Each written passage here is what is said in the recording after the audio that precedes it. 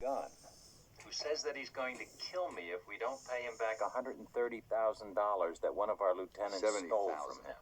70. Look, how much is this guy Carter worth to you? What do you mean? Well, either I get my money or I'll kill Carter. Are you threatening me? I'm not threatening you, I'm threatening Carter. Audacious man. Who are you? My money, yes or no? No.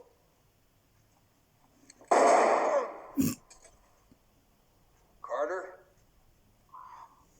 Carter? You just don't get it, do you, you dumb? Carter? Call Fairfax and tell him I just croaked Carter. And he's next. And after that, I'm coming to get you.